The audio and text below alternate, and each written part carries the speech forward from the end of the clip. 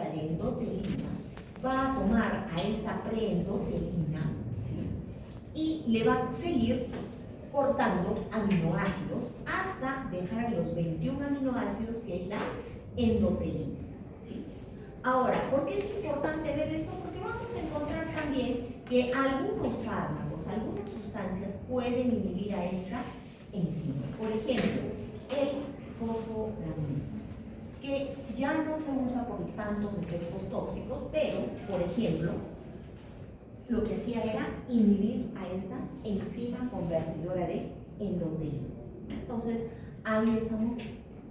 Importante las endotelinas, vamos a ver ahorita. Existen tres tipos de endotelinas, ¿sí? La endotelina tipo 1, que vamos a encontrar en el endotelio vascular, en los astrocitos, en las neuronas del sistema nervioso central, en el mesangio renal, en el endometrio y en las células de sarcoma. ¿Okay? Tenemos también a las endotelinas tipo 2, que las vamos a encontrar en riñones e intestino, y las de tipo 3, que solamente las vamos a encontrar en el sistema nervioso central. ¿Sí? Ok, si tenemos estos tres tipos, ¿sí? Entonces, por acá también vamos a ver cuáles serán las que van a tener mayor relevancia. La 1, ¿sí? ¿Por qué? Porque tiene una distribución mayor en el organismo, ¿sí? ¿Ok? Y está pues en todo lado. Muy bien. Pero así como tenemos endotelinas, también tenemos receptores para esas endotelinas, ¿sí? Y entonces vamos a encontrar dos tipos de receptores, los receptores tipo A y los receptores tipo B. Entonces me dice, los receptores tipo A tienen mayor afinidad por diferentes tipos de endotelinas, pero van a tener mayor afinidad por los tipo 1, ¿sí? Pero igual puede entrar la endotelina tipo 2 y la tipo 3, sí, igual pueden entrar, ¿sí? Pero en este caso va a tener mayor predilección por la tipo 1, ¿sí? Muy bien. Y los receptores tipo B, no, nos dice, tienen igual afinidad los tres, ¿no? O sea, acá no hay problema. Entonces, como dice acá, la endotelina tipo 1 tiene mayor afinidad de las tres a los receptores. Entonces, si ya existieron las tres endotelinas, ¿sí? Va a haber una mayor predilección por el tipo 1, ¿sí? El receptor tipo A por el tipo 1. Muy bien, entonces, ¿cómo actúan estas endotelinas? Bueno, nos dice que la endotelina tipo 1 actúa sobre los receptores tipo A, ¿sí? En su gran mayoría, porque tiene mayor afinidad a ellos, ¿no? ¿Qué es lo que hace? Dice, aumenta la concentración de calcio intracelular de dos formas. En primer lugar, ingresa el calcio intracelular, ¿no? A través de los canales de calcio ingresa el calcio, ¿no? Pero también puede aumentar el calcio intracelular a través de ¿quién? De la liberación de los depósitos intracelulares. Por ejemplo, ¿de dónde?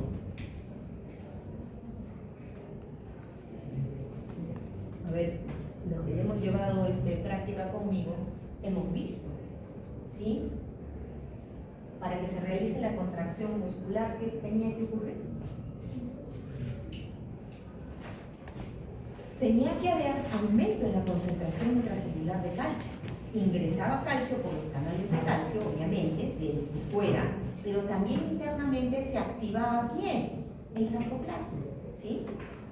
¿Por qué? Porque el retículo endoplasmático y el sarcoplasma son almacenes de calcio. Entonces, si yo necesito que el calcio intracelular, o sea, citosólico, aumente, puedo activar que salgan también de ahí. Entonces, el asunto es que se tiene que liberar de los depósitos intracelulares y va a generar esto, ¿sí? Un aumento en la liberación de calcio. Y esto es lo que produce la vasoconstricción del músculo lisovascular. ¿Por qué? Porque va a producir una contracción muscular. Y si produce la contracción del músculo, va a producir la vasoconstricción, ¿sí? ¿No es cierto? Entonces, el efecto es de acción principal de la endotelina, pero es fugaz, ¿sí? Es fugaz, ¿sí? Entonces, vamos a ver, ¿y todos los autoacoides también? Sí, todos los que son los que nosotros producimos van a tener una acción sumamente rápida, ¿sí? Van a ser así. Entonces, bueno, la acción puede ser local, autocrina o paracrina, o sea, sobre su misma célula o sobre la célula vecinil. Por eso se llama autocrina o paracrina, ¿sí? Pero, nuevamente decimos, no son considerados hormonas del neurotransmisor, ¿sí? No lo son. Muy bien. ¿Qué factores estimulan la producción de estas endotelinas?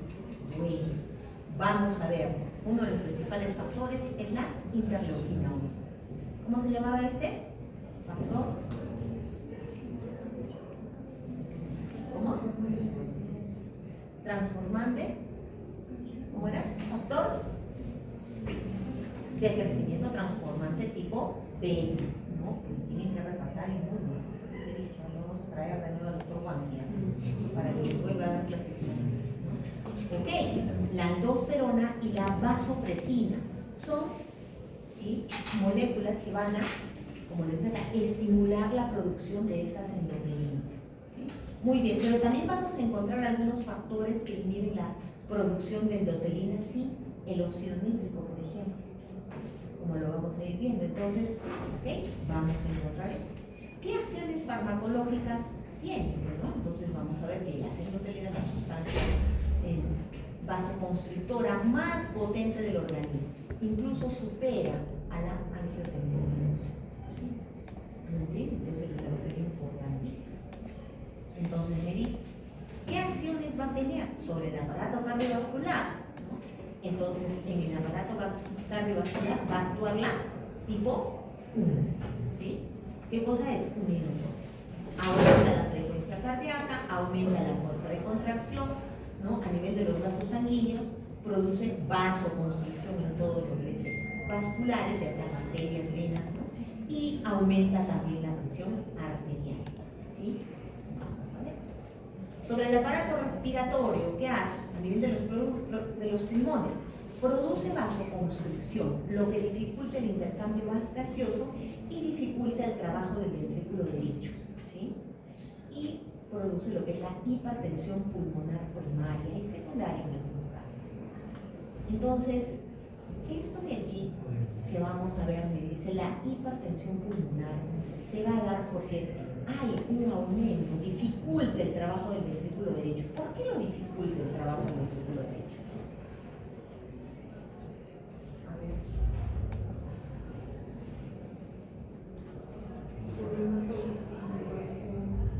A ver, ¿qué sucede? Si está generando vasoconstricción, ¿cómo será el ingreso de sangre? El retorno de sangre al corazón. ¿Sí? Limitado. ¿Sí? ¿Y cómo será la salida de sangre del corazón?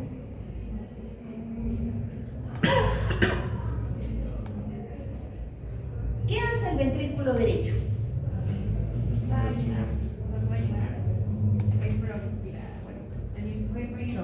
La aurícula es la que se llama. ¿Sí? Aurícula derecha. ¿Quiénes llegan? Las venas cavas, el seno coronario, ¿no? Llega hasta ahí y se repleta de sangre. ¿Sí? ¿Y luego qué pasa? Va a pasar hacia el ventrículo derecho. ¿Sí? Y en eso se va a producir la contracción ventricular. ¿Perfecto? Sí. ¿Y qué va a pasar si hay una vasoconstricción? Eso es lo que va a pasar. O sea, si hay una vasoconstricción, el ventrículo se va a intentar comprimir, o sea, se va a intentar, vamos a decir, el corazón va a, vamos a decir, a bombear la sangre, ¿sí? O sea, eso es lo que hace, porque para eso se contrae, ¿no es cierto? Y el corazón se contrae para poder, ¿sí?, empujar la sangre, vamos a decir, a través de las válvulas, ¿sí? En este caso, las, ¿qué? No. La válvula mitral está entre la aurícula y el ventrículo, pero ya a nivel del ventrículo vamos a encontrar las válvulas semilunares o claro, semilunares, ¿cómo se llama? Sigmoideas. Sigmoideas. Entonces, ¿qué va a pasar con las glándulas sigmoideas? Con las válvulas sigmoideas. Con las válvulas sigmoideas. Ellas van a por ahí va a salir, entonces se van a aperturar, ¿no? Cuando el corazón se contraiga, por ahí va a salir, o sea, se van a abrir también las válvulas y va a salir la sangre, ¿sí? Y va a salir por las arterias pulmonares, ¿sí? Arterias pulmonares. Recuerden que lo que sale del corazón son arterias, lo que llega al corazón son venas, ¿no? Entonces, la sangre va a salir por las arterias pulmonares, ¿sí? Pero si hay una vasoconstricción, ¿qué va a pasar? Por eso es que me dice, o sea, va a tener una dificultad el trabajo del ventrículo derecho. Y eso va a generar, ¿qué? Una hipertensión pulmonar primaria. ¿Por qué? Porque está generando una fuerza bastante grande. O sea, si normalmente le daba un empujón y ejercía ya una presión determinada sobre la arteria pulmonar, ahora con esto está generando mucha más fuerza y mucha más presión, ¿sí? Ahora, la hipertensión pulmonar primaria también es una condición genética, ¿sí? Entonces no es algo que siempre lo vamos a encontrar, ¿sí? ¿Sí? Entonces, sí, puede ejercer algún tipo de presión, sí, las endotelinas, pero hemos dicho, ¿cuánto tiempo dura? ¿Mucho? Es fugaz, rapidísimo, ¿no? Entonces también vamos a ver ese punto, ¿no? Muy bien. ¿Ok? Vamos a continuar. Entonces, ¿acá qué más vamos a ver? Bueno, me dice, va a tener acción sobre los riñones también, ¿sí? Una vasoconstricción de la arteria aferente, por lo que disminuye la tasa de filtración glomerular. ¿Cuál es la arteria aferente? La que llega, ¿sí? ¿Se acuerdan de la nefrona? Tampoco. ¿Sí? ¿Se acuerdan? ¿Cómo era la nefrona? La cápsula de Bowman, ¿sí? Y el glomérulo, ¿cómo es? El glomérulo, que era esa marañita de qué? De vasos sanguíneos, ¿sí? Específicamente, ¿qué cosa? Arteriolas, ¿sí? Que están trayendo la sangre para ser filtradas en la cápsula de Bowman, ¿sí? ¿Se acuerdan? ¿Sí? Entonces, ¿qué va a pasar? Esa arteria aferente es la que va a llegar hasta, ¿sí? Hasta vamos a decir, pues, ¿dónde se encontraban las nefronas? La médula, la corteza. En la corteza, ¿cierto? Entonces, ahí va a llegar a la corteza y se va a transformar ya en una arteriola aferente, ¿sí? Y esa arteriola aferente, que prácticamente ya se va a transformar en un capilar para que haga contacto con la cápsula de Bowman y ahí se va a producir la filtración, ¿sí? Entonces, a ese nivel va a haber una vasoconstricción. Por eso es que disminuye la tasa de filtración. ¿Por qué? Porque el flujo no va a poder ser efectivo, ¿no? Y vamos a ver, y al bajar esa filtración glomerular, o sea, la tasa de filtración, baja también la diuresis y la excreción de sodio. ¿Y eso en qué se traduce? Si no se puede eliminar adecuadamente, no se puede excretar adecuadamente el sodio, ¿qué va a pasar? ¿Qué? No tan, vamos a decir, fue tan marcado, pero ¿qué podría pasar?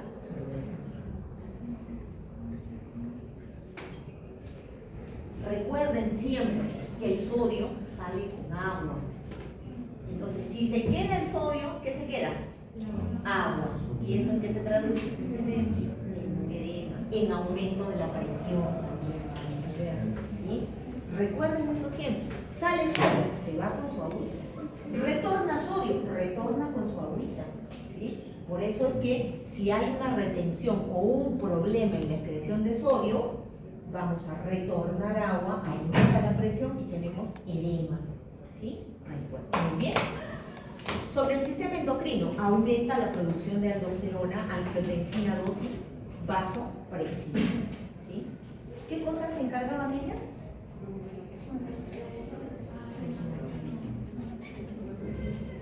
Claro, ellas al final van a hacer lo que estábamos diciendo, que retorne el agua hacia, ¿sí? Hacia el torrente sanguíneo y se traduce en ¿qué? aumento de presión. ¿Sí? Muy bien. ¿Ok? Entonces, vamos a ver. ¿Y van a existir algunos antagonistas? Bueno, sí. Los antagonistas son sustancias que inhiben la producción de endotelinas. ¿Como quién? Ya dijimos, ¿sí? El fosforamidón, ¿no? El cual inhibe a la enzima convertidora de endotelina. Sin embargo, esta sustancia pues sumamente tóxica, por lo cual pues salió del mercado, ¿sí? Pero también van a haber antagonistas que van a bloquear a los receptores, ¿no? Inespecíficos inhiben a ambos receptores, puede ser el A o el B, ¿sí? Como por ejemplo el bocetano. Y bueno, y también pueden haber algunos inhibidores selectivos, como el receptor tipo A, como la ambrisetano, ¿no? Que aún se encuentra también en investigación. Obviamente este va a tener mejor opción, ¿por qué? O sea, si se logra determinar de que es un buen fármaco, que no tiene tantos efectos adversos y que podría salir al mercado, ¿qué cosa vamos a decir? ¿Por qué sería mejor? Porque va a ir hacia un receptor y ese receptor es el que más me conviene. ¿Por qué? Porque la que más problemas va a causar, entre comillas, vamos a decir, es ¿quién? ¿La de qué tipo? La de tipo 1, la endotelina tipo 1, que justo tiene una alta predilección por este receptor. ¿Sí? Muy bien, entonces por ahí. Entonces veamos a este bocetano. ¿Qué cosa es? Nos dice, es un fármaco sintético, obviamente. Produce vasodilatación pulmonar al inhibir los receptores de endotelina. Mejora el cuadro clínico, especialmente en lo que es la hipertensión arterial pulmonar, la hipertensión arterial pulmonar primaria y secundaria. Es eficaz por vía oral, ¿sí? Su biodisponibilidad es un 50%, perfecto. Se une a otras proteínas plasmáticas en un 98% y se metaboliza completamente bien. Su tiempo de vida media es de 5 horas, ¿no? Y que vamos a darla cada 12 horas, o sea, 2 veces al día. Muy bien, entonces, ¿cuál va a ser la función de esta? Inhibir a los receptores tipo A y B, ¿sí? A y B, ¿sí? A y B, no se olviden, ¿sí? Este sí era para los A y los B. Pero tiene efectos adversos, ¿sí? Eleva la transaminasas. Entonces, en un 11% de los pacientes, las transaminasas aumentan hasta 3 veces su valor basal, en cuyo caso hay que suspender el tratamiento por hepatotoxicidad. Entonces, pero ¿cómo puedo tratar a mi paciente? Muy simple, le damos el fármaco y vamos a medir, ¿sí? Dependiendo, cada 2 o 3 meses vamos a ir midiendo, ¿qué cosa? Las transaminasas, y vamos viendo cómo va el aumento, hasta un punto en que ya no vamos a poder manejar el asunto y ya pues, ¿ok?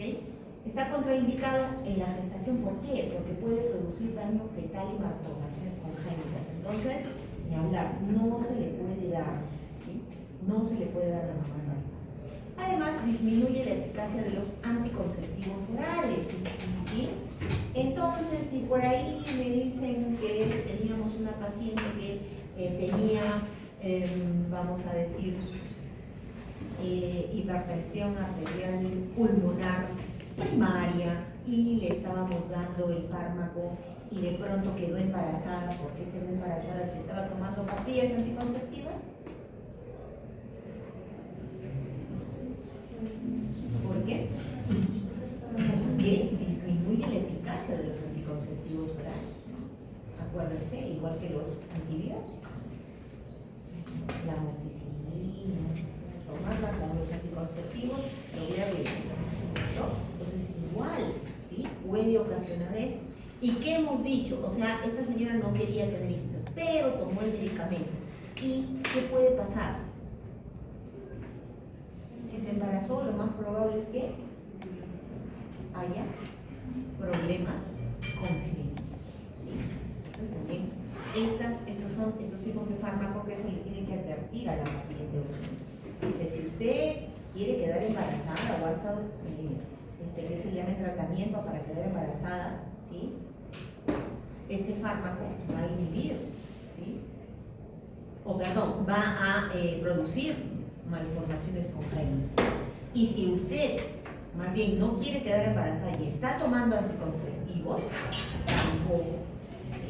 tampoco va a ser bien, ¿sí? Ok. Bueno, se presenta en tabletas, 62.5 miligramos, ¿no? Y de 120 miligramos. Indicación en el tratamiento de hipertensión arterial pulmonar. Y vamos a ver, estas también se van a catabolizar, sí, hemos dicho todo en el organismo, ¿sí? Nosotros no somos almacén de nada, entonces se van a ir, ¿sí? Las usan y se van eliminando fácilmente, ¿no? A nivel de quién, de los lisosomas. Hay una regulación por la enzima convertidora, ¿sí? Y la degradación por endopeptidasas inhibitoras, ¿no? Y nuevamente hay una recaptación por el pulmón y el riñón en un 80%. Entonces, sí va a tener pues un catabolismo importante. Muy bien. El caso clínico. El caso clínico de esta semana. Dice, se presenta el caso de una niña de 13 años quien comienza con disnea progresiva 9 meses antes del diagnóstico, ingresa por cuadro de tos húmeda, fiebre y dificultad respiratoria, de 3 días de evolución. La radiografía de tórax muestra ventrículo derecho aumentado de tamaño y tronco de la arteria pulmonar preeminente, sospechando una probable cardiopatía. Se realiza ecografía y se demuestra hipertensión pulmonar, la cual es corroborada por el sondeo cardíaco. ¿Qué le podemos hacer? Le vamos a traer, ¿sí? Sí, es bastante seguro para darle a niños, sí, pues ya 13 años, ya es. Y como les dije, o sea, esta es una condición genética. Entonces, miren, está viniendo, pero ya desde hace 9 meses que ya está empezando a presentar problemas, ¿no? Y de repente, si vemos la anamnesis, antes ya también ha empezado a presentar algunos problemitas por ahí. Entonces, muy bien. Otro fármaco también importante acá es el óxido nítrico, ¿sí? El óxido nítrico que también vamos a ver, ¿no? Nos dicen, no sé cómo se pronuncia eso, Sawatsky, Furchbot, no sé, y Sawatsky descubrieron el llamado factor relajante derivado del endotelio, ¿sí? Factor relajante derivado por el endotelio, con sus siglas en inglés, y que más tarde se identifica como, ¿sí? Como el óxido nítrico. Entonces esto incluso les valió a ellos pues ganar pues el nombre, ¿no? Entonces es importante. Entonces, este óxido nítrico es reconocido como una molécula de los 90 gracias a los múltiples roles fisiológicos en los que se le han implicado en los últimos años. O sea, es importante. Es una molécula relativamente, bueno, muy antigua, pero que recién últimamente se ha empezado a investigar sobre ella, ¿no? Participa en una variedad de importantes funciones biológicas, incluyendo neurotransmisión, vasoreacción, inmunotoxicidad y transducción de señales, ¿cierto? Vamos a ver que esta se sintetiza por una familia de enzimas denominadas óxido nítrico sinteasas, que son 3, que también las vamos a ver. ¿Qué cataliza la reacción del oxígeno molecular con el aminoácido L-arginina para producir óxido nítrico y citrulina? ¿Sí? ¿Se acuerdan dónde está implicado esto? L-arginina y citrulina. A ver, esto es bioquímica, ¿verdad? Esto está dentro de lo que es el ciclo de la urea, ¿recuerdan? ¿Sí? Entonces, son, vamos a decir, componentes. ¿Para qué nosotros hacemos o para qué se produce la urea? ¿Qué cosa es la urea? ¿Tiene una utilidad biológica importante la urea en nuestro organismo? Porque las plaquitas ¿para qué entonces, ¿para qué producimos urea?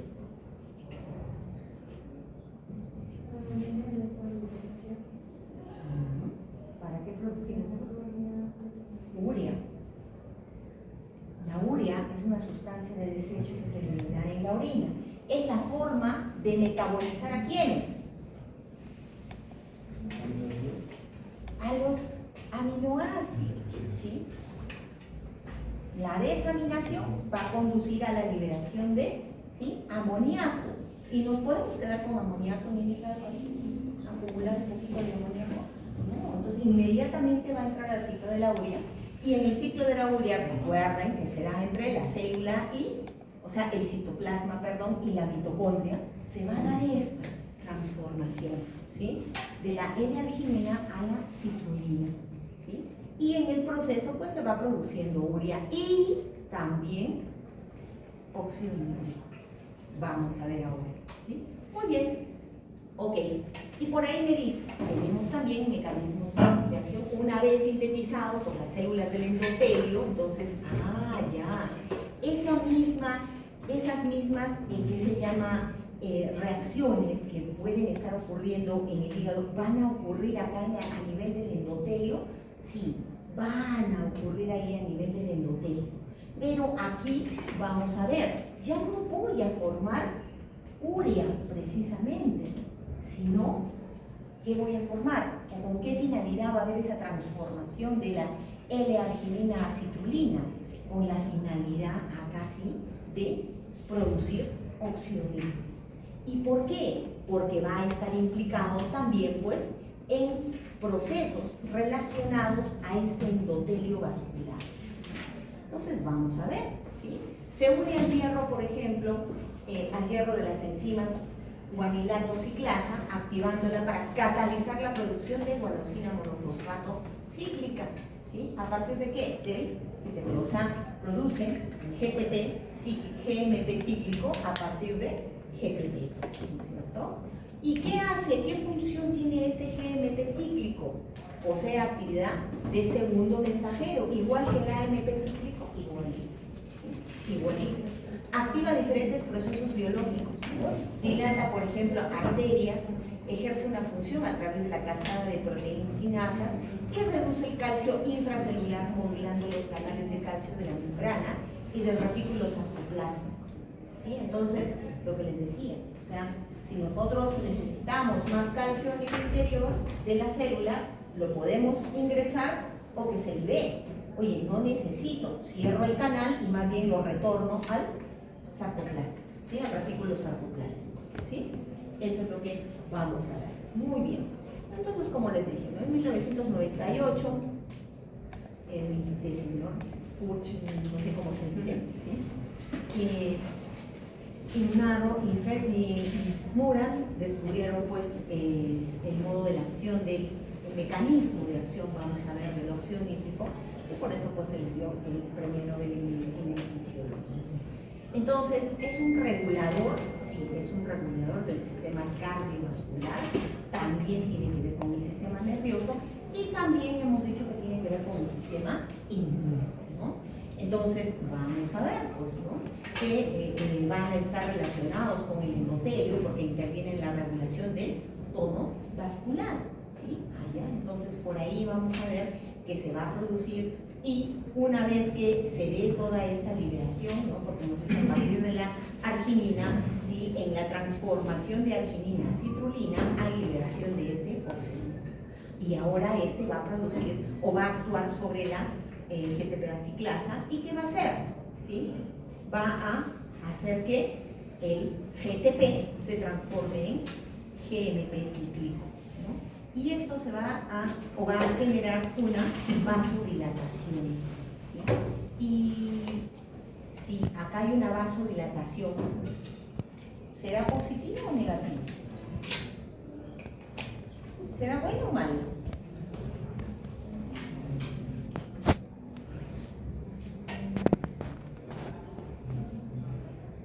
A ver, si nosotros tenemos pacientes adultos mayores que por lo general van a tener una presión alta, ¿sí?, entonces para ellos esto va a ser positivo, ¿sí? Entonces vamos a ver, ¿ok? Entonces, ¿a quién podríamos relacionar este óxido nítrico? Para disminuir la presión, ¿cierto? Muy bien. Entonces, es lo que les decía, ¿no? La arginina que va a transformarse en citrulina, ¿sí? Y vamos a ver acá, va a generar, ¿sí?, la formación de óxido nítrico, ¿no? Entonces, acá vamos a ver, este óxido, la arginina, acá está un poquito mejor, ¿sí? Y vamos a encontrar algunos mediadores, ¿sí? Entonces, dentro de esos mediadores van a estar la óxido nítrico sinteasa. Y van a ser, hemos dicho, 3 tipos de óxido nítrico sinteasa, que son las NOS, ¿sí? Las NOS. Y vamos a encontrar también acá a la neuronal, a la inducible y a la endotelial. O sea, ¿podemos encontrarlas ahí? Sí, ¿no? Y bueno, va a estar relacionado pues también a la flavina del nucleótido, ¿sí?, a la flavinonucleótido. Vamos a encontrar también acá pues acá la arginina, y estos factores van a activar para que esta arginina se empiece a transformar, ¿sí?, se empiece a transformar, y en el proceso de la transformación, ¿sí?, va a ir liberando, ¿sí?, un nitrógeno, y ese nitrógeno se oxida, ¿sí? Vamos a ver, acá tienen ustedes, ¿sí?, bueno, acá había un grupo amino en este lado.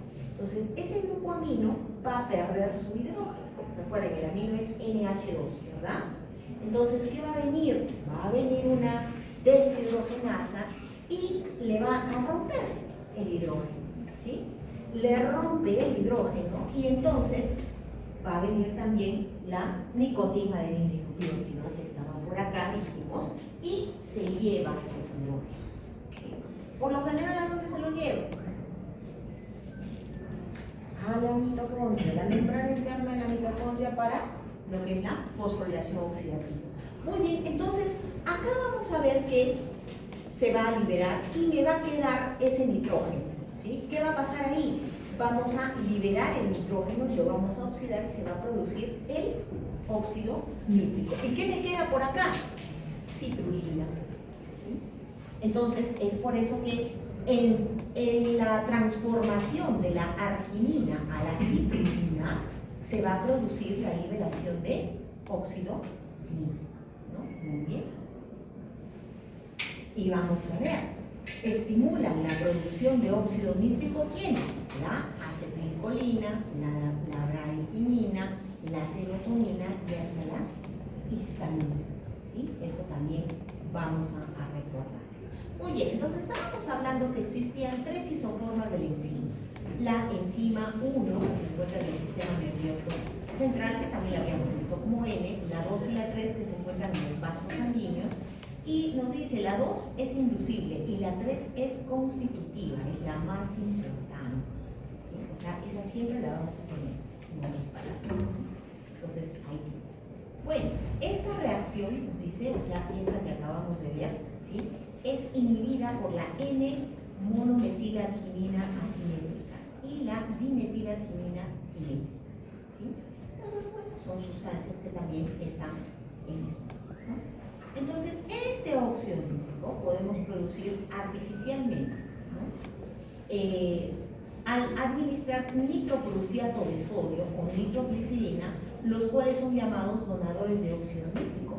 Es por eso que vamos a encontrar, ¿no? La nitroglicerina también se emplea para el tratamiento de algunas afecciones, sí, pues porque es capaz de ¿qué? De producir y liberar óxido nítrico. ¿Y cómo se da? Bueno, nos dice, al actuar en las células aumenta la concentración intracelular de ¿quién? De guanidilciclasa, ¿sí? La cual convierte, ¿qué cosa? El GTP en GNP cíclico. Y esto se traduce en ¿qué? En que va a producir una relajación del músculo liso vascular y por lo tanto una vasodilatación, ¿sí? Muy bien. Y en los vasos sanguíneos ocurre, disminuye la entrada de calcio en la fibra muscular, inhibición de los canales de potasio, y al inhibir, obviamente, a la fosfatasa de cadena media, la de miosina, entonces, ¿qué pasa? También va a haber relajación, ¿sí? Muy bien. Ok, entonces vamos a ver que su función en este caso va a ser ¿qué cosa? La vasodilatación, ¿sí? La vasodilatación. ¿ok? Y va a existir un equilibrio, debe haber siempre un equilibrio entre óxido nítrico y endotelinas. ¿Sí? Eso es en nuestro organismo normalmente, ¿no? Es el balance adecuado para la función endotelial. Pero si hay una falla, vamos a encontrar una disfunción endotelial, ¿sí? Y generalmente predomina la endotelina sobre el óxido nítrico. Y si predomina la endotelina, ¿en qué se traduce? Vasoconstricción, ¿sí? Y si hay vasoconstricción, hay aumento de la presión, ¿sí? Entonces, en eso vamos a ver. Entonces, nosotros tenemos un sistema que nos autorregula, ¿sí? Que es óxido nítrico, endotelina. Porque también, ¿qué pasaría si hubiera, en el caso hipotético, si hubiera un aumento del óxido nítrico? Sobrepasando incluso a la endotelina. ¿Qué pasaría? Más bien va a haber una vasodilatación, por lo tanto, ¿qué pasa con la presión? Baja la presión arterial, ¿no? Entonces, eso también, y es bueno. Entonces, siempre, por eso es que nos dice, debe haber un equilibrio. Muy bien. Los metabolitos de su degradación son el dióxido de nitrógeno, ¿sí? Y el óxido nitroso. Muy bien. Pero acá también vamos a ver al anión superóxido. ¿Qué hace el anión superóxido? ¿Sí? Recuerden ustedes, el anión superóxido, eso también lo han visto en bioquímica, era parte de quién? De los... Ni porque les abrí la verdad. A ver, esto es parte de los radicales libres, de las especies reactivas de oxígeno, de los ROS. ¿Sí? Ok, entonces vamos a ver. Este es un radical libre. ¿Qué hacen los radicales libres? ¿Qué hacen los radicales libres? Oxidan las moléculas, ¿sí? En el interior de la célula. Ahora, ¿todos los radicales libres son malos, malísimos? ¿Sí? No. Porque en inmunología, lo vamos a traer al doctor Juanqui de nuevo para que les dé sus clasecitas. En inmunología, ¿sí? Los neutrófilos, en sus granulitos, ¿qué le disparan a las células? Por ejemplo, también los eosinófilos, ¿qué le disparan a los gusanitos? ¿Qué le disparan? Radicales libres, ¿para qué? Para destruir la membrana, ¿sí? La membrana externa de ese bichito, sea una bacteria, sea un gusanito. ¿Por qué? Porque ¿qué hacen los radicales libres? Oxidan la membrana. Si se oxida la membrana, se rompe. Si se rompe la membrana, se hace un hueco. Y si se hace un hueco, ¿qué hace? ¿Qué pasa? Ingresa agua. Y si ingresa agua a la célula, ¿qué le pasa a la célula? ¿Ve? Se hincha, y si se hincha, revienta. Necrosis, por favor, ¿sí? Es una de las formas en la que ¿quién mata? Natural killer, también las mata. ¿Quién más? Sistema del complemento, por favor. Vamos a traer agua aquí. Un repasito. Entonces, ¿qué pasa con este anión superóxido que es sumamente oxidante? Inhibe al óxido nítrico, ¿sí? Que lo necesitamos, hemos dicho, ¿no es cierto? Es importantísimo. Incluso por eso el endotelio lo fabrica ahí, porque necesita que ahí tenga su acción, ¿sí? Pero esta superóxido de dismutasa lo inhibe y lo convierte en peroxinitrito. Y este peroxinitrito más bien es tóxico. Pero nosotros tenemos por ahí pues nuestra superóxido dismutasa, que más bien inhibe al, que son nuestros antioxidantes, ¿no? Nuestros antioxidantes propios, ¿sí? La glutatión peroxidasa, por ejemplo, también, que son nuestros propios antioxidantes, que nuestras propias células producen. Pero a veces pues estos superan, ¿no? Y es por eso que se da el envejecimiento celular prematuro, ¿no? Muy bien, entonces vamos a ver. Y es lo que decíamos, ¿no? Sí, pues mi óxido nítrico, ¿sí? Mi óxido nítrico, por ahí vamos a decir, ¿sí? Sintetiza, sí, pues activa o produce el GMP cíclico, es un antioxidante muy importante, inhibidor de la oxidación mitocondrial, la vasodilatación, inhibición de la agregación plaquetaria, efecto antiapoptótico también tiene, muy bien, y es protector vascular. Perfecto. ¿Pero qué dijimos que pasaba con este superóxido? ¿Qué generaba? ¿Qué se llama? Peroxinitrito, ¿sí? Recuerden, peroxi porque tiene uno y otro oxígeno a los costados, ¿no? Entonces es peroxinitrito. Y este peroxinitrito, más bien, desencadena señales de estrés, activa a la glutatión S-transferasa, o sea, esta más bien saca la glutatión. Reacciones con clorinas, regulación de la adaptación al estrés, la regulación de contracción, relajación, hay una regulación de la homeostasis a nivel de la oxidación, e incluso va a producir, ¿sí?, al dióxido de nitrógeno, ¿sí? ¿Ok? Que activa a quién?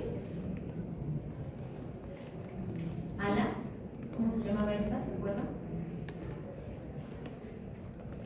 ¿Poli qué? ADP ribosa polimerasa. ¿Sí?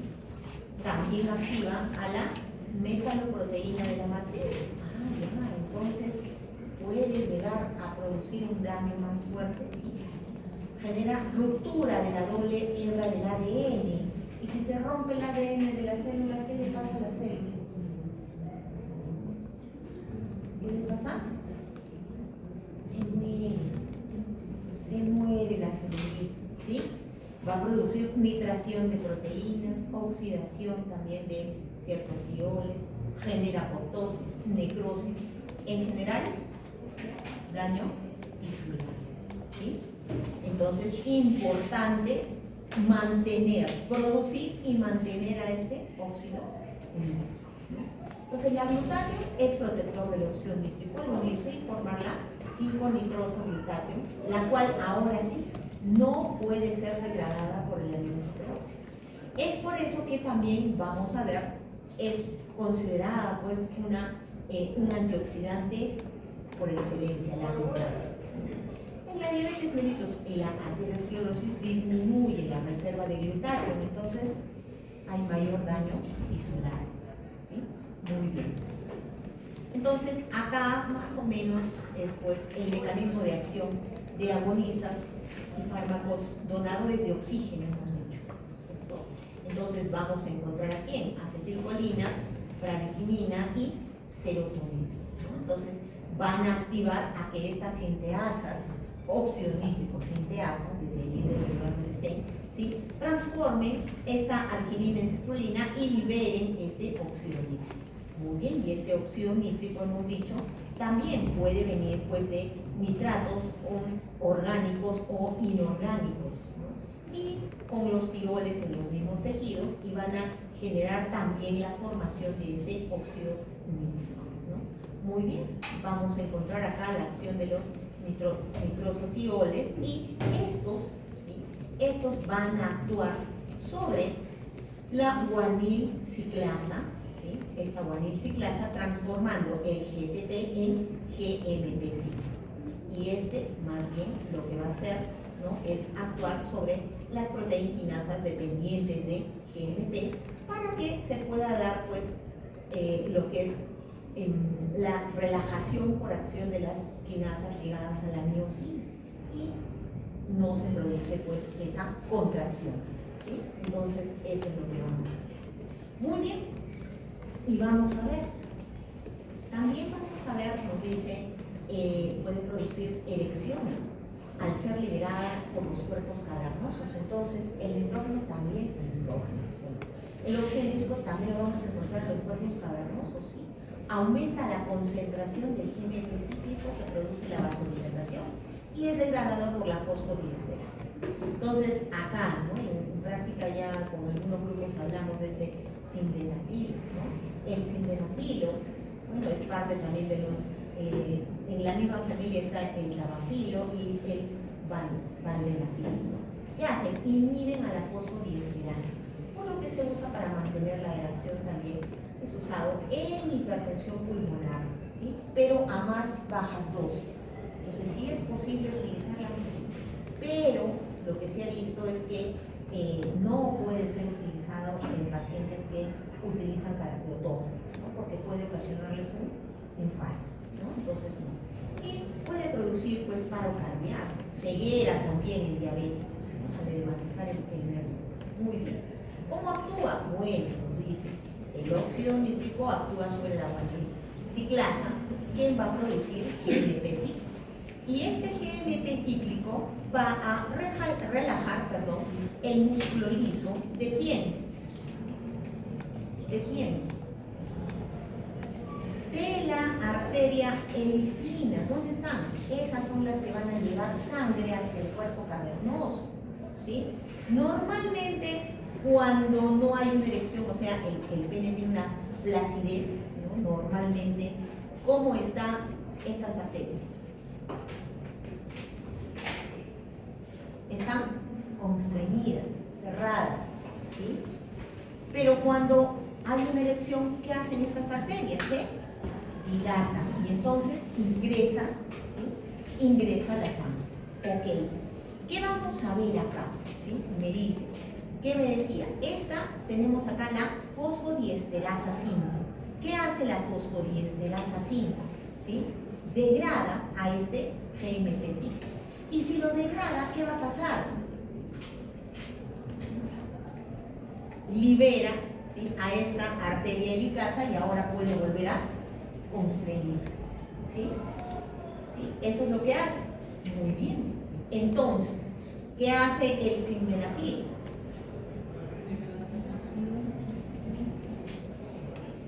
Simplemente, ¿sí?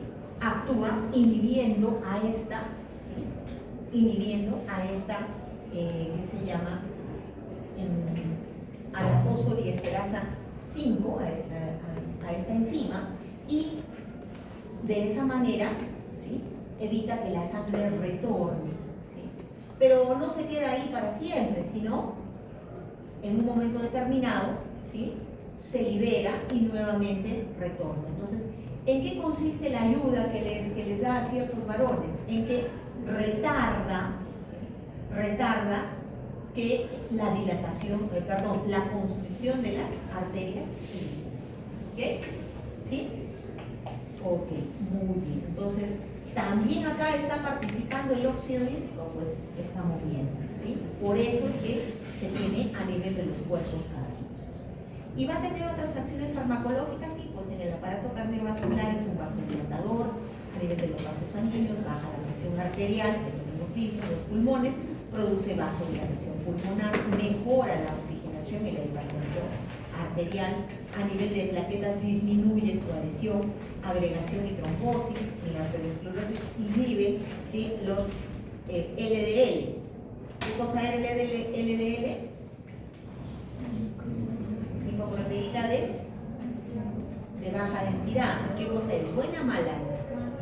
Mala, ¿no es cierto? Lo que evita la formación de células espumosas. Además, inhibe la proliferación del músculo liso de la placa cerebral. Mejor les pregunto las células espumosas, porque si no, ahí sí lo traemos aguante, ¿no? Ya. Entonces, en el sistema nervioso central, ¿qué se produce? Liberación de neurotransmisores excitatorios como glutamato, ¿sí? Recordemos, el glutamato es un neurotransmisor excitatorio a concentraciones fisiológicas, o sea, relativamente bajas, ¿no? En concentraciones altas, más bien, produce daño neuronal, ¿sí? Por eso, el glutamato está asociado, por ejemplo, con algunos fármacos o algunas drogas, ¿sí? Vamos a decir, produce daño neuronal. Porque originalmente, oye, sí, muy bien, pero después sigue aumentando y ahí sí daña la neurona.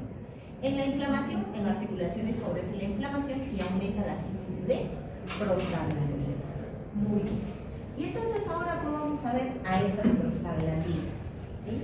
Que también son parte pues de estos grupos, ¿no? Las prostaglandinas y los leucotrienos. Muy bien. Y vamos a ver, estos están implicados con fármacos para tratar la inflamación. Entonces, esta inflamación, ¿sí?, va a darse por acción de citoquinas inflamatorias, ¿sí?, y obviamente también por la formación de fosfolípidos que se van a transformar a araquidónicos. Y estos, por acción de la ciclooxigenasa, se pueden transformar en prostaglandinas.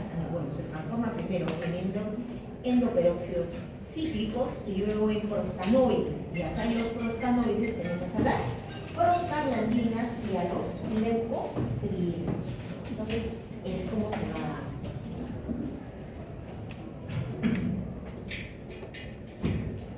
Entonces, vamos a ver.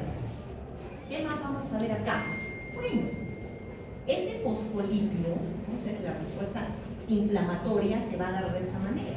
Los fosfolípidos, por acción de la fosfolipasa A2, se van a transformar en araquidonatos, ¿sí? Y por acción de las ciclooxigenasas, porque son dos, la 1 y la 2, se pueden transformar en endoperóxidos cíclicos, ¿sí? Porque este fosfolípido, ¿sí?, es una cadena. ¿Se acuerdan dónde están los fosfolípidos? En la célula, ¿dónde están los fosfolípidos? En la membrana, ¿se acuerdan? La doble capa lipídica, fosfolípidos, ¿no? Entonces, ¿se acuerdan? Son moléculas muy grandes, ¿sí? Entonces, esas moléculas grandes, luego van a, por eso se llama ciclooxigenasa, se van a ciclar, porque son lineales. Entonces, ahora se van a ciclar, se van a convertir en un anillo y se van a convertir en endoperóxidos cíclicos. ¿Y quiénes son los de acá? Las prostaglandinas y los tromboxanos, ¿sí? Eso es lo que vamos a ver. Muy bien. Y también vamos a ver a los leucotrienos, que también acá vamos a ver, se van a transformar a partir de también estos araquidonatos. Muy bien, entonces vamos a ver. Los alcaloides, nuevamente, actúan localmente, no tienen función inmunológica. Generalmente, su vida media es pequeña, ya lo hemos visto, la regulación de las actividades fisiológicas muy variadas, de una manera a veces un tanto irregular, y es difícil clasificar sus acciones como utilizarlos terapéuticamente porque tienen una vida muy fugaz, ¿no? Hemos dicho, solamente duran algunos años. Muy bien.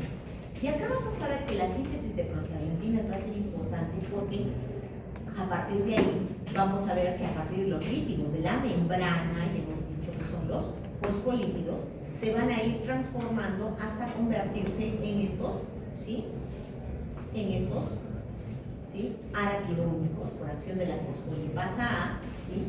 Y vamos a ver, por este lado, si lo que actúa es la lipoxigenasa, vamos a tener al hidroperoxicosatotetraenoico, ¿sí?, y que me va a generar, por un lado, ¿sí?, los leucotrienos, y vamos a ver, por este otro lado, más bien, va a actuar la ciclooxigenasa, dijimos la 1 y la 2, y acá sí, va a formar las prostaglandinas tipo 2, la prostaglandina H2, y a partir de esta prostaglandina tipo H2 se pueden formar otras prostaglandinas, o si lo que actúa sobre esta prostaglandina es el tromboxano sinteasa, esta se transforma en tromboxanos y también se vienen formando otros, ¿sí?, otros tromboxanos. Entonces, fíjense que a partir de fosfolípidos podemos formar leucotrienos, prostaglandinas y tromboxanos, ¿no? Muy bien, entonces esta ciclooxigenasa, ¿no?, se oxigena y se vuelve cíclica. ¿Quién? Esta, hemos dicho, este fosfolípido, ¿sí?, que luego se convertía en ¿qué? ¿En qué?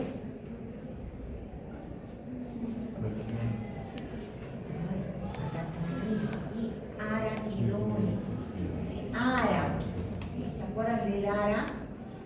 ¿Sí?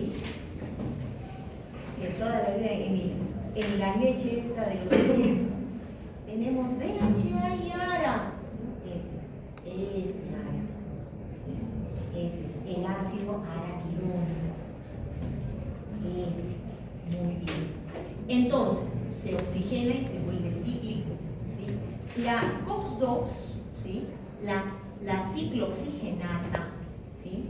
Bueno, la ciclooxigenasa, bueno, nos dice, le agrega un anillo cíclico. Es quien se va a encargar de ciclar, se llama ciclooxigenasa, porque hemos dicho que es una molécula lineal, grande, ¿sí? ¿Ok? Y a partir de ahí sintetiza la prostaglandina, que es la primera, la prostaglandina G2, ¿no? Y bueno, esta no tiene una actividad biológica. Luego se va a transformar en la H2, o también conocida como hidroperoxidasa. Y se va a transformar por medio de isomerasas, en moléculas que tienen mayor actividad, que son la prostaglandina E2, la F2, tromboxano 2 y la prostaglandina D2, que son las que dentro de todas las prostaglandinas y los tromboxanos son los que tienen mayor actividad. Y tienen el subíndice 2. ¿Por qué tienen el subíndice 2? Porque ese ácido araquidónico del que viene, o sea, del ARA, ¿sí? Tiene también, bueno, son 20 carbonos, pero que tiene 2 dobles enlaces en la cadena lineal. Entonces, de ahí viene, por eso son 2. Bueno, en el ser humano y mamíferos tenemos 2 dobles enlaces, pero en otros, bueno, pueden tener un doble enlace, pero sigue siendo una prostaglandina. Van a tener la misma actividad. Muy bien. ¿Qué mecanismos de acción? La ciclooxigenasa, ¿sí? De los ácidos grasos, esa que cicla, ¿sí? Nos dice, se van a dividir en dos. La COX-2, nos dice, es una enzima constitutiva, o sea, la vamos a encontrar en todas nuestras células, en todos los tejidos, sí. Y en todo momento, sí. Ok. ¿Qué vamos a hacer acá? La COX-2, la COX-2 nos dice es producida en estímulos inflamatorios, o sea, solamente cuando se activa un estímulo inflamatorio, por ejemplo, citoquinas proinflamatorias, se va a activar la producción de esta COX-2. Pero normalmente la que siempre vamos a tener es esta. Entonces, la que está relacionada con la inflamación siempre va a ser la COX-2. Muy bien. Luego hemos dicho la vía de las 5 lipoxigenasas. Nos dice los leucotrienos van a ser sintetizados a partir de las 5 lipoxigenasas, ¿no? A partir también del ácido araquidónico, ¿no? Se va a sintetizar primero SHTP. Y bueno, se sintetiza los leucotrienos. Existen 2 tipos de leucotrienos. Los del grupo B4, que tienen que ver con funciones neovasculares, y los leucotrienos C4D4, que tienen que ver más bien con broncoespasmo y secreción bronquial. Ese sucede en el caso. Entonces, los leucotrienos tienen que ver con la inflamación. ¿Sí? Muy bien. Eso es con reacciones inflamatorias. Y los vamos a ver muy presentes en el ácido. ¿Sí? Los vamos a ver muy presentes en el ácido. Muy bien. Ahora, ¿qué más me dice? La ciclooxigenasa, dice, son de 2 tipos.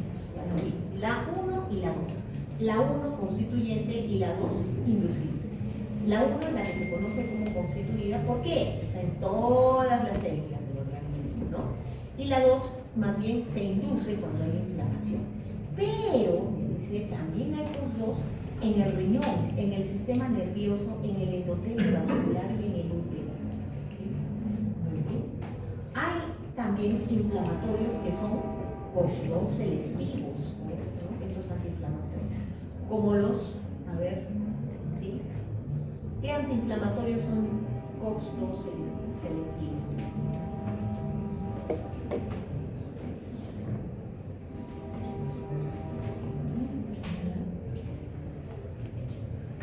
El celecoxib, por ejemplo. Por eso se llaman COX, ¿sí? COXib. Son COX-2. ¿Por qué? Porque van a actuar solamente sobre la COX-2 y no actúan sobre la COX-1. ¿Sí? Por eso se llaman los COXib, el celecoxib.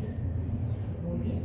Y nos dice, va a interrumpir la cadena de lipoxigenasa y prostaglandinas por medio de corticoides también, puede cortar la acción de la fosfolipasa A2, ¿sí? Lo vimos en la primera diapositiva y donde estábamos viendo los fármacos que podían actuar sobre ellos, ¿sí? A ver, ¿sí? A ver, ¿sí? Fíjense, ¿qué me dice acá? Los glucocorticoides pueden inhibir a la fosfolipasa A. Y es por esa razón por la cual tiene efecto antiinflamatorio también, ¿sí? Aparte que me inhibe al sistema inmune, pero también inhibe a la fosfolipasa A2 y entonces ya no se forma el araquidonato, ya no se forma, ¿sí?, el endoperóxido cíclico y obviamente no se forman ni prostaglandinas ni tropostatinas, ¿sí? También los AINES van a anular a quiénes, a las ciclooxigenasas, ¿sí? Por eso es que estamos diciendo, hay antiinflamatorios, hay AINES que van a actuar más bien a ese nivel, ¿sí?, de los COX-2. Muy bien, la ciclooxigenada es pues inhibida por esos AINES, ¿no? Pero vamos a ver la COX-1 y la COX-2.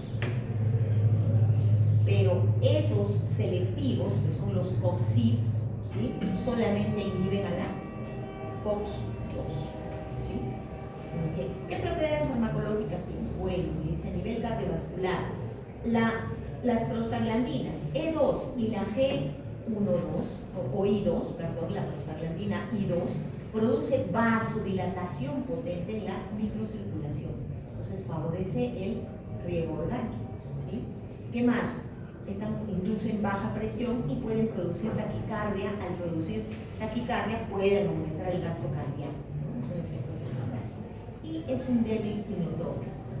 Por otro lado, los tromboxanos 2 es un vasoconstrictor, ¿sí?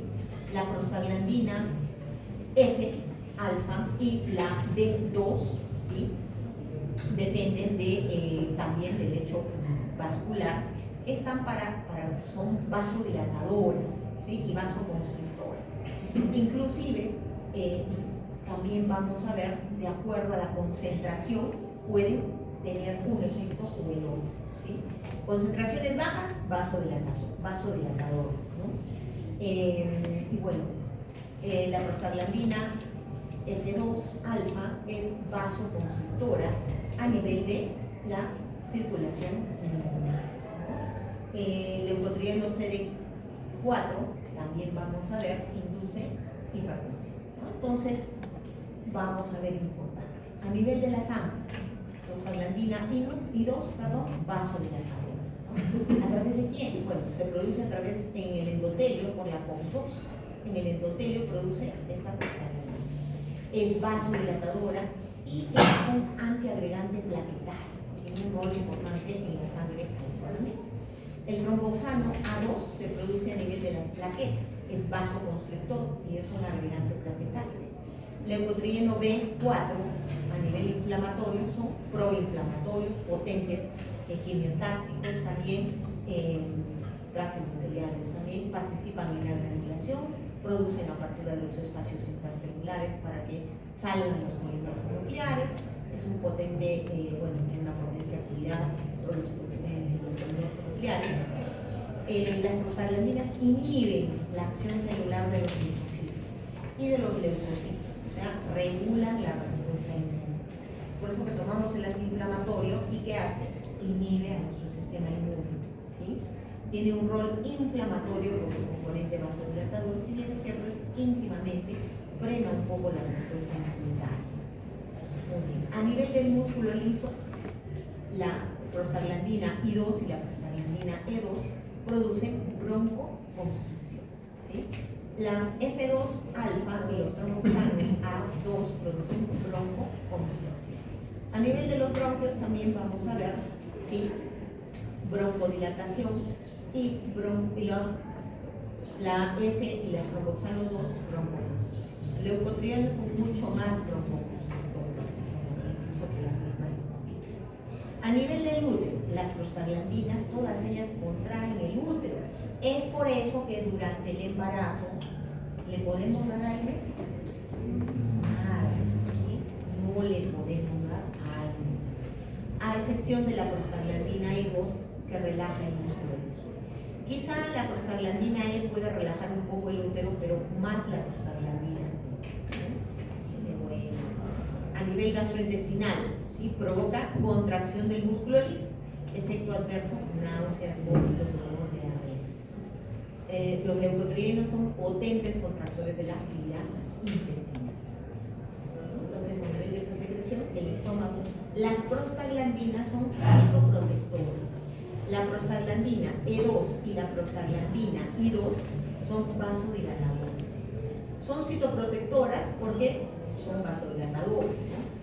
Entonces, para lo mejor, por otro lado, disminuyen la secreción del ácido péptico y la pepsina, además aumentan la producción de moho, ¿sí? Es por eso que si yo le doy un antiinflamatorio, ¿qué va a pasar? ¿Qué hace el antiinflamatorio? Inhibe a estas prostaglandinas, inhibe la formación de las prostaglandinas. Entonces, ¿qué va a pasar? Aumento en la secreción del ácido péptico de la pepsina y disminución de la formación de moho. Es por eso que los AINES producen gastritis, ¿sí? ¿Sí? Esa es la razón, ¿no? Entonces, a nivel intestinal, en general, tienen a provocar aumento en la secreción intestinal y la contracción. Por eso es que también algunas veces, después de tomar un AINES, viene diarrea. Y a veces cuando han tomado antiinflamatorios por un tiempo relativo, 4 días, 5 días, empiezan a tener diarrea y dicen, ay, estoy con una infección que se llama intestinal, y empiezan a tomarse antibióticos. Cuando la causa puede haber sido esa. Muy bien, a nivel renal tiene un rol vasodilatador, ¿sí? La prostaglandina E y la prostaglandina I protegen el riñón en ciertas situaciones importantes. También aumentan la secreción de renina y disminuyen la respuesta a la tromboxano 2 es vasoconstrictor. A nivel del sistema nervioso, es en el hipotálamo, produce fiebre. Por eso es que los AINES, ¿sí?, bajan la fiebre, porque inhiben al hipotálamo. O mejor dicho, inhiben las prostaglandinas que van a actuar en el hipotálamo. A nivel de las terminaciones dolorosas, ¿no? O sea, en los nervios aferentes, ¿sí? Porque las prostaglandinas no son las que producen el dolor. ¿Quién produce? Los nervios aferentes, ¿no? Entonces, estos más bien, las prostaglandinas, sensibilizan las terminaciones dolorosas, ¿no? Los tromboxanos igual. Entonces, yo tomo el antiinflamatorio, inhibo a la prostaglandina y a los tromboxanos y se acaba el dolor. Esa es la. A nivel metabólico, la prostaglandina inhibe la lipólisis, aumenta la insulina, moviliza el calcio del hueso, ¿sí? Y sus acciones a este nivel son muy conocidas. Entonces está bien, ¿sí? Si nosotros los inhibimos, se disminuye la lipólisis, disminuye la insulina y también no hay un movimiento del calcio. ¿Y es necesario que se mueva el calcio del hueso? ¿Sí o no? ¿A dónde va el calcio? El calcio que sale del hueso, que sale del riñón, que sale de los comelos. ¿A dónde va? A la orina, no, más bien estamos regresando, ¿no?, de la orina. ¿A dónde va? Al torrente sanguíneo. Recuerden que nosotros tenemos una hormona, ¿cómo se llama esa hormona que censa la cantidad de calcio que hay? La paratormona. ¿Qué hace la paratormona? ¿Qué hace la paratormona? Tiene que mantener los niveles de calcio. ¿Por qué? Porque la célula necesita, entonces una célula puede venir y cogerse su calcio, ¿no? Entonces necesita mantener en sangre una cantidad. Cuando hay una disminución, le dice al... ¿Quién hace la reabsorción? Osteoclast. ¿Qué le dice? Cómete el hueso y me libera mi calcio. O también va al riñón y le dice a los túbulos, ¿sí? ¿Dónde se da la reabsorción? Tubular. en los túbulos proximal y distal. Entonces, ahí le dice, retorna, sácame calcio más bien, ¿por qué? Porque está acá bajito, ¿no? Entonces, eso, importante. Bueno, hay 5 tipos de receptores para cada tipo de prostaglandina. Entonces, ahí los tenemos, ¿no? Y una vez que se estimulan los receptores, responden internamente con señales intracelulares. Todos, ¿sí? Son de estos leucotrienos, están acoplados a proteínas. Y ya hemos visto los tipos de proteínas, ¿no? La S, que es la estimuladora, la I, la inhibidora, y la Q, que es la proteína activadora, que trabaja a nivel de la fosfolipasa. Los tromboxanos trabajan con proteínas, ¿no? Por ejemplo, ahí la PGD, ¿no? Ahí vamos a ver los receptores de prostaglandinas, inhiben a las plaquetas porque se acoplan también a esa proteína, esa factor estimuladora, y entonces activa a la demilciclasa, aumenta el AMP ciclo y se inactiva la plaqueta. Entonces se da el antiagregado. Muy bien. También vamos a ver la prostaglandina E, que tiene 4 receptores. Vamos a ver también ¿qué más? A ver, por acá, bueno, acá tienen este cuadrito donde están los agonistas de los receptores de las plaquetas las prostaglandinas, los receptores, ¿sí? De qué son receptores de prostaglandina, tipo 1, 2, 3, también acá este es de la prostaglandina F, de la prostaglandina I y de los que son receptores de los trombosanos, son receptores de prostaglandina E, 1, 2, 3. ¿Ok? La parte de absorción, el mensajero que genera y la actividad en el músculo liso, ¿no? Entonces ya hemos visto algo. En los órganos que tienen COX-2 constitutiva, por ejemplo, el endotelio, el útero, el encéfalo, ¿sí?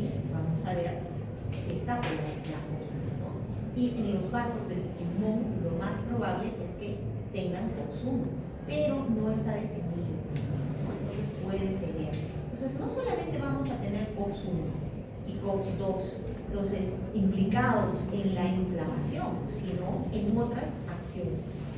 Por eso es que también los antiinflamatorios no los podemos dar así nomás, ni por tiempos prolongados, van a ser 2, 3 días, o condicionar al dolor, ¿no? Entonces también, ¿no? Acá tienen también otro cuadrito, donde se ubica, ¿sí? Quién la produce, ¿sí? Qué produce y qué genera, qué tipo de respuesta genera en diferentes órganos, ¿no? También acá, pues, ¿no? En el parto, por ejemplo, las prostaglandinas contraen el útero y también durante la alimentación, ¿no? La única que no se contrae es la I2, ¿no? En el parto provoca contracción uterina junto con la oxitocina. Es importante, sí, ¿no?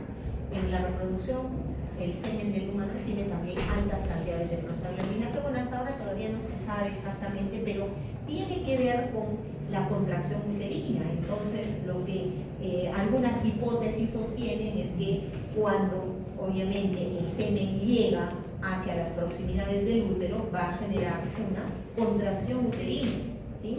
Y al generar esta contracción uterina y de las trompas de falopio, genera un vacío. ¿Y qué cosa hace? Absorbe el semen. ¿Para qué? Para que más rápido llegue a las trompas de falopio, porque recuerden que todo lo que hace el aparato reproductor es con la finalidad de que los espermatozoides se encuentren pues con el óvulo. Entonces, esa más o menos es la hipótesis que se viene manejando. Todavía no se sabe exactamente, pero es una opción. Ok, en el músculo del endotelio también vamos a ver, va a producir una vasodilatación, ¿no? Bueno, acá también ya tienen algunas, la prostaglandina E2 y la prostaglandina I2 actúan en los receptores E y los receptores de I activan a la demilciclasa. En los pulmones producen broncodilatación, la E2, broncoespasmo, la F2, tromboxanos y la D2, y también vamos a ver los leucotrienos C4 y C2 producen intenso broncoespasmo, edema de mucosa bronquial y tienen rol fundamental en el asma, ¿sí? Y vamos a encontrar antileucotrienos que se van a usar, ¿no? Bueno, el rol vasodilatador también va a ser importante a ese nivel. Y en la reacción inflamatoria están presentes tanto leucotrienos como tromboxanos. ¿Qué usos terapéuticos? Bueno, no se es difícil de manipular porque son producidas a nivel de las células, su vida media es muy corta, ¿sí? Tienen efectos medios celulares, pueden producir aborto terapéutico con prostaglandina E2, que es la misoprostona, ¿sí? Entonces también hay que tener cuidado. Los citoprotectores, el misoprostol, por ejemplo, es un análogo de la prostaglandina E1 y esta sí también es, dice, o sea, ayuda. Cuando el paciente tiene gastritis y necesita tomar un antiinflamatorio, entonces se le recomienda el misoprostol. Solo que es un poco caro, ¿no?